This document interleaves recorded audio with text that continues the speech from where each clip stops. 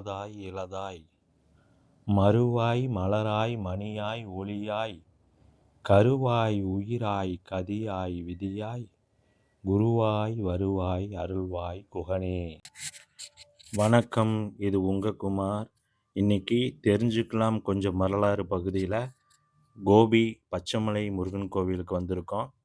இப்போ நம்ம அடிவாரத்தில் இருக்கோம். இந்த இடதுபுறமாக செல்கிற சாலை கோயில் மேல் பகுதி வரைக்கும் போகும்.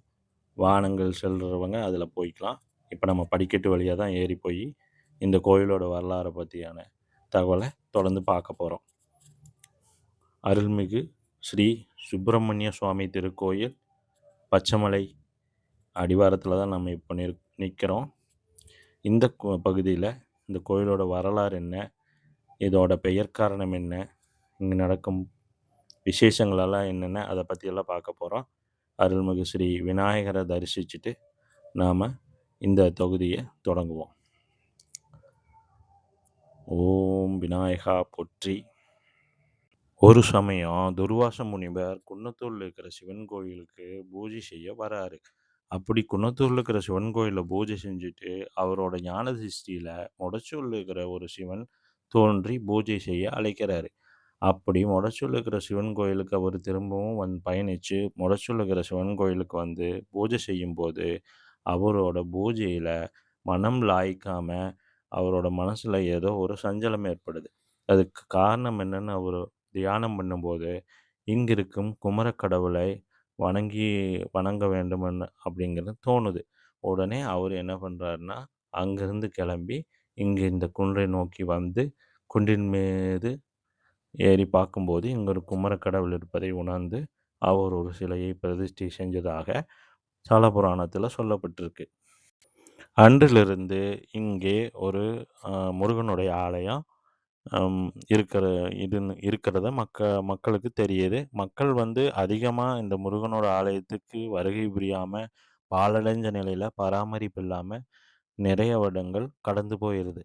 அதுக்கப்புறம் 1967 சமயத்தில் குப்புசாமி கவுண்டர் அப்படிங்கிற நஞ்சானம்பாளையத்துக்கு சேர்ந்த ஒருத்தரோட கனவுல இங்கிருக்கும் குமரக்கடவுள் போய் நான் இந்த இடத்துல வீற்றிருக்கேன்.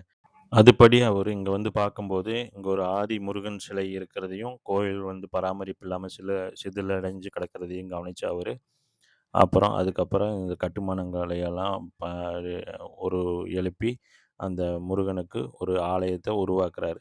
அப்படி உருவாக்கப்பட்ட ஆலயம் 1981ஆம் ஆண்டு கும்பாபிஷேகம் நடைபெறுது. அதைத் தொடர்ந்து பல புரவலர்களோட பங்களிப்பில் கொஞ்சம் கொஞ்சமாக இந்த கோயில் விரிவாக்கம் பண்ணி இன்றைக்கி நம்ம இந்த பார்த்துட்டு இருக்கிற அழகான அருமையான பராமரிப்புடன் விளங்குகிறது. இங்கே இது வள்ளியை பயமுறுத்துவதற்காக விநாயகரை வேண்டி வரவழைத்து வள்ளியை பயமுறுத்தி அவளை காத்து வள்ளியின் மனதில் இடம் பிடிப்பதற்காக முருகன் செய்த திருவிளையாடலை இங்கே ஒரு காட்சியை வடிவமைச்சிருக்கிறாங்க. மிக அழகான சிலை. இதன் அருகிலேயே மிகப்பெரிய ஒரு முருகன் சிலை அமைக்கப்பட்டிருக்குது. நம்ம மலேசியாவில் பார்க்குறோம் இல்லையா, அந்த மாதிரி ஒரு மிகப்பெரிய விஸ்வரூப முருகன் சிலை ஒன்று இதுக்கு பக்கத்துலேயே அமைச்சிருக்காங்க. அது நேராக மேற்கு நோக்கி பார்த்தவொன்னா அமைஞ்சிருக்கும். இப்போ நம்ம அடுத்ததாக அதை தான் பார்க்க போகிறோம். இந்த இடத்துல இருந்து கோபியை பார்க்கும்போது ஒரு கழுகு பார்வை பார்க்கும். முருகன் இந்த கோபியை இந்த மாதிரி எப்பவும் விஸ்வரூபம் எடுத்து காத்துட்டே இருக்கிறாருன்னு நம்ம நம்புவோம். இந்த கோபிக்கு என்றைக்குமே ஒரு வளமும் செல்வமும் அருளும் நிறைஞ்சு இருக்கும் வகையில் இவர் இந்த கோபி மாநகரை நோக்கி பார்த்து கொண்டிருக்கிறார். மேற்கு நோக்கிய முருகன் கோயில் இது. பழமையான முருகன் கோயில். மேலே வந்தோடனே நம்ம முதல்ல கண்டது மேற்கு நோக்கி இந்த அழகான வாயில் கோபுரம், மிக உயரமான கோபுரம். பக்கத்துலேயே தேர் நிலையம் வலதுபுறமாக இருக்குது. மயில் வாகனம் கோபுரத்துக்கு நேராக கீழே இருக்குது. இந்த இடத்துல தேர்களை நிறுத்தி பூஜை செய்வதற்காக ஒரு அகன்ற இடத்தை விட்டுருக்குறாங்க. இந்த இடதுபுறம் பகுதியிலேருந்து இப்போ இந்த இடத்துல இந்த வள்ளி திருமண நிகழ்வை அழகான சிலைகளாக அமைச்சிருக்கிறாங்க. அருமையான வேலைப்பாடு, கண்ணுக்கு மிக இனிமையான காட்சி. இப்போ மேற்கில் சூரியன் மறைந்து கொண்டிருக்கிற இந்த வேளையில் நம்ம இந்த கோயிலுக்கு வருகை புரிஞ்சு இந்த அழகான காட்சிகள பார்த்துட்ருக்கோம். இந்த மேற்கு கோபுரம் வந்து ரொம்ப கலைநுட்பத்தோட செஞ்சிருக்காங்க. நல்ல பராமரிப்பும் செஞ்சுட்ருக்காங்க. இப்போ நம்ம பார்த்துட்ருக்கிறது மேற்கு படிக்கட்டு வழியா ஏறி வந்தோம்னா, மேற்கு பக்கம் இருக்கிற அந்த அலங்கார வளைவோட அழகான சிலைகள தான். இப்போ நமது முருகன் வழிபாடு வந்து தொன்று தொட்டு இருந்து வரக்கூடிய ஒரு வழிபாடு. சேயோன் சேயோன் மேய மைவரை உலகு அப்படின்னு சொல்லப்பட்டிருக்கு. சேயோன் வந்து விரும்பி அமர்ந்த மேகங்கள் தவழும் மலைப்பகுதி அப்படின்னு. ஏன்னா குறிஞ்சி கடவுள் இல்லையா முருகன். தமிழன் வகுத்த ஐந்திணையில் குறிஞ்சி திணையோட கடவுளா முருகன் விளங்குறாரு. முருகனை குறிஞ்சி மக்கள் தங்கள் தலைவனாக கொண்டாடுவாங்க. அப்படிப்பட்ட இந்த குன்றின் மேலே முருகன் இருக்கிறதுக்கான காரணங்களே முருகன் குறிஞ்சிக்கானவன், குறிஞ்சி மக்களால் கொண்டாடப்பட்டவன், தமிழ் கடவுள் சேயோன் என அழைக்கப்பட்டவன்.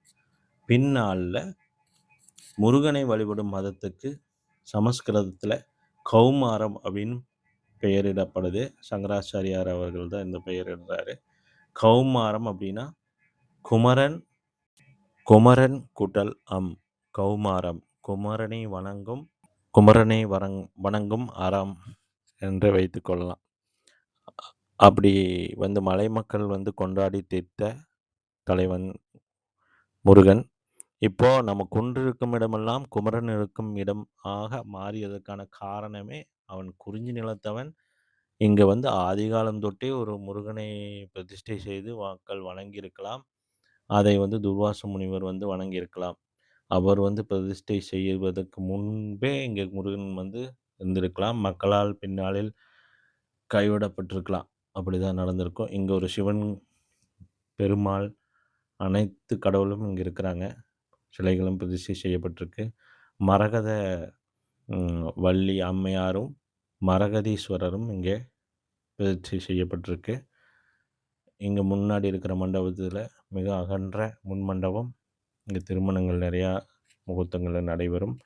இங்கே இடதுபுறத்தில் ஒரு நடராஜர் சிலையும், அம்பிகையோட உற்சவர் சிலையும் வைக்கப்பட்டிருக்கு. இதுக்கு சுவிட்சர்லாந்து நாட்டில் ஷெரன் அப்படிங்கிற விண்ணியல் ஆய்வு மையத்தின் முன்பகுதியில் நடராஜர் சிலையை நிறுவியிருக்கிறாங்க. என்ன காரணம்னு கேட்டிங்கன்னா, இந்த நடராஜர் சிலை இந்த பிரபஞ்சத்தோட தொடர் இயக்கத்தை வலியுறுத்தும் கருத்தை கொண்டிருப்பதனால இதை அங்கே நிறுவியிருக்கிறதா அவங்கள காரணங்கள் சொல்கிறாங்க. நடராஜர் சிலை அங்கே நிறுவப்பட்டிருக்கிறது. இப்போ இங்கிருந்து கோபியை நம்ம கழுகு பார்வையில் பார்க்குறோம். மொத்த இந்த கோபி நகரமும் மிக அழகாக இந்த இடத்துலேருந்து நம்மளால் பார்க்க முடியும். இப்போ இங்கே வந்தாலே ஒரு மன அமைதி ஏற்படும். எப்பவுமே மலை மேல் இருக்கிற கோயிலுக்கு போகும்போது ஒரு மன அமைதி தானாகவே வந்துடும். அதுவும் இந்த பிரதானமான இங்கே நவகிரக சிலை அமைக்கப்பட்டிருக்கு. அந்த நவகிரக சிலையில் மையத்தில் சூரியனோட சிலை அமைக்கப்பட்டிருக்கு. சூரியனோட சிலை 7 குதிரைகள் கொண்ட வாகனத்தில் பயணிப்பது போன்ற ஒரு அமைப்பில் இருக்குது. அதோட அறிவியல் காரணம் என்னென்னா, சூரிய ஒளியில் 7 நிறங்கள் இருப்பதை நம் முன்னோர்கள் உணர்ந்திருந்தாங்க. வானவில்லை பார்த்து அதை உணர்ந்திருந்தாங்க. அந்த கருத்தை நிலைநாட்டும் வகையில் 7 குதிரைகள் கொண்ட வண்டியில் சூரியன் பயணிப்பதாகவும், அதன் சக்கரங்களில் 24 இருசுகள் இருப்பதாகவும் வடிவமைக்கப்பட்டிருப்பதாகவும், இது சோழர் காலத்தில் கங்கை கொண்ட சோழபுரம் கோயிலில் இன்னுமே சிறப்பாக அமைக்கப்பட்டிருக்கும். சூரியனோட அந்த வாகனமும் அதோட சக்கரங்கள் இருக்கிற அந்த இருசுகளோட எண்ணிக்கை இதெல்லாம் வந்து காலத்தை கணக்கிட்டு சூரிய நாட்காட்டியை தமிழன் உருவாக்கினான் என்பதற்கு அடையாளமாக திகழ்கிறது. இப்போது இது வந்து உற்சவர் அமர்ந்திருக்கும் கோபுரத்தின் உச்சி கலசம். அப்படியே இந்த கோயிலை நம்ம சுற்றி வருவோம். இந்த கோயிலோட தொடர்புடைய இன்னொரு வரலாறு என்னென்னா, இங்கே வந்த துர்வாச முனிவர் வந்ததாக கூறப்படுகிறதுக்கு முன்னாடி ஒரு சிவன் கோயிலுக்கு போனதாக சொல்கிறாரு இல்லையா? அந்த சிவன் கோயில் எங்கே இருக்குதுன்னு தேடும்போது, அது மொடச்சூரில் அந்த சிவன் கோயில் அருமையான 1600 ஆண்டுகள் பழமையான அந்த 1600 ஆண்டுகள்ங்கிறது இந்த கல்வெட்டுக்கள் கிடைச்ச காலத்தை வச்சு நம்ம சொல்கிறோம். அதுக்கு முன்னாடி ரொம்ப காலத்துக்கு முன்னாடி இருந்து அந்த கோயில் அங்கே தான் இருக்குது. அதை அந்த கோயிலோட வரலாறும் ரொம்ப அ அருமையான வரலாற கொண்டது. அதை வந்து அகத்திய முனி தான் அந்த கோயிலோட சிவலிங்கத்த பிரதிஷ்டை செஞ்சிருக்கிறாரு. அதோட வரலாற நம்ம அந்த கோயில பார்க்கும்போது பார்ப்போம். இப்போ நம்ம இந்த பச்சைமலை முருகனை அருமையா தரிசிச்சுட்டு, கோயில் அப்படியே ஒரு வலம் வரோம். வலம் வரும்போது சுற்றிலும் இருக்கும் இந்த சிலைகளை அப்படியே பார்த்து ரசித்து கொண்டு, இந்த மாலை வேளையில் அருமையான இந்த தரிசனத்தை அருளிய முருகனுக்கு நன்றி கூறிக்கொண்டு, இந்த காணொளியில் உங்களுக்கு மிக அழகான இந்த பச்சைமலை முருகன் கோயிலோட தரிசனத்த காமிச்சிருப்பேன். பச்சைமலைன்னு பெயர் காரணத்த பத்தி நான் உங்களுக்கு சொல்லாமயே விட்டேன். பச்சைமலைன்னு ஏன் பேர் வந்ததுன்னா, இந்த முருகன் கோயிலுக்கு அடியில மிகப்பெரிய ஒரு நீரூற்று இருந்ததா, அந்த நீரூற்றை மையமாகக் கொண்டு தான் இதுக்கு பச்சைமலைன்னு பெயர் வந்ததாகவும் ஒரு நம்பிக்கை இருக்கு. அந்த நம்பிக்கையை மெய்ப்பிக்கும் வகையில 2000ஆவது ஆண்டுல ஆழ்துளை குழாய் கிணறு ஒண்ணு இங்க அமைச்சாங்க. அது அமைக்கும்போது, இவ்வளோ உயரமான இந்த மலையில ரொம்ப குறைந்த ஒ ஆழத்திலேயே ரொம்ப பீறிட்டு கொண்டு தண்ணீர் வெளியே வந்ததாக அதை பார்த்து நேரில பார்த்தவங்க ரொம்ப ஆச்சரியமான தகவலா பதிவு பண்றாங்க. அப்போ இங்க அந்த பச்சை மலைங்கிற பேரு இங்க இருக்கிற அந்த நீரூற்றை அடிப்படையாக வச்சு வந்தது தான் அப்படின்னு சொல்லப்படுது. இதை அடிப்படையாகக் கொண்டு தான் இதுக்கு மரகதாச்சலம்னு ஒரு பேரும் இருக்கு. இப்போ அந்த பச்சைமலை முருகனை அருமையா தரிசிச்சுட்டோம். பெயர் காரணம் என்னங்கிறதையும் தெரிஞ்சுக்கிட்டோம். அந்த பச்சைமலை முருகன் கோயில் ஓட இந்த கார் நிறுத்தும் இடத்துக்கு அருகில நம்ம இப்போ வந்திருக்கோம். கோயில் அப்படியே வலம் வந்து வரும்போது, இடதுபுறம் வாகனங்கள் கீழேருந்து வரும் வாகனங்கள் இங்க தான் வந்து சேரும். இங்கேருந்து இறங்கி அப்படியே நம்ம தரிசனத்த செஞ்சுக்கலாம். விசேஷ பூஜைகள்லாம் என்னென்னன்னா, பங்குனி உத்திர திருவிழா, தைப்பூச திருவிழா, இந்த 2 திருவிழாவும் பெரிய திருவிழா கொண்டாடப்படுது. அதுபோக சஷ்டி பூஜைகள் தொடர்ந்து நடைபெறுது. சத்ரு சம்ஹார பூஜை நடைபெறுது. அதுக்கான தகவல் எல்லாம் நீங்க கோயில் அலுவலகத்தில தொடர்பு கொண்டு கேட்டுக்கொள்ளலாம். விசேஷ நாட்கள்ல வருகை புரிந்தீங்கன்னா, இந்த தேர் திருவிழாவிலலாம் நிறைய நிகழ்ச்சிகள் இருக்கும். அதையெல்லாம் நீங்க நேர்ல வந்து கண்டு தரிசிக்கலாம்.